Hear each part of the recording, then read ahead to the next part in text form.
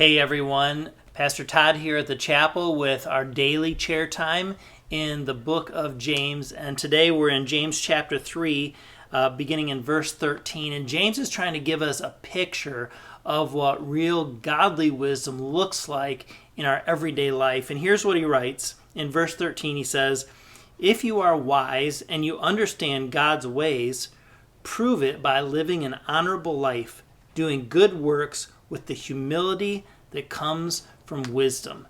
James basically says that godly kind of wisdom looks like an honorable life of good works.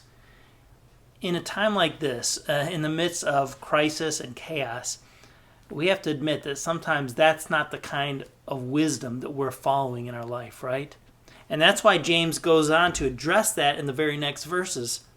In verse 14 he says, "But if you are bitterly jealous and there is selfish ambition in your heart, don't cover up the truth with boasting and lying, for jealousy and selfishness are not God's kind of wisdom." Basically, James says this other kind of wisdom that sometimes leads our life looks like jealousy and selfishness. And ultimately, it leads to, he says, disorder and evil of every kind. Think about our lives right now. In the midst of all that we're facing, there's so much disorder, right? I mean, our family life is in disorder. Our work life is in disorder. We can't even go out for a date with our spouse to dinner. Our kids, all their extracurriculars and sports are canceled. Nothing feels orderly. Nothing feels right. And the problem is, in the midst of all that, we can find ourselves beginning to live in a jealous or selfish way. We quickly start to look out for number one, so to speak, and, well, number one is us, right? And so jealousy sets in, selfishness sets in, and those things, that living that kind of way with that kind of worldly wisdom, it only leads to discord and relational strife. In fact, James says that this kind of wisdom, he says such things are earthly, unspiritual, and demonic even.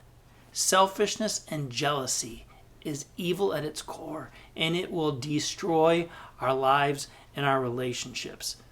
We need a different kind of wisdom to live by, especially in these days. And I love what James says next, beginning in verse 17. "But the wisdom from above is first of all pure. It is also peace-loving, gentle at all times, willing to yield to others. It's full of mercy and good deeds. It shows no favoritism, and it is always sincere." Isn't that the kind of wisdom that we so desperately need right now?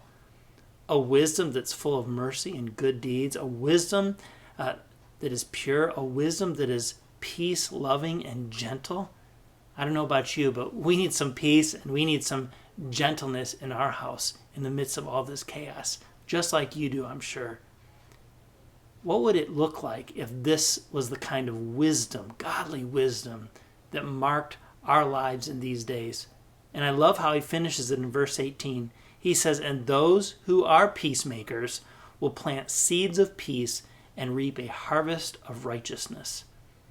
So I wonder, what are we planting right now in our lives, in our families, in our households? Is it God's wisdom that leads to peace? Or is it worldly wisdom that looks like jealousy and selfishness and discord? Let's hold on to the truth of God's word, what James has said here, and live God's kind of wisdom. I truly believe that's going to make all the difference right now. Thanks for joining us today for Chair Time in the book of James.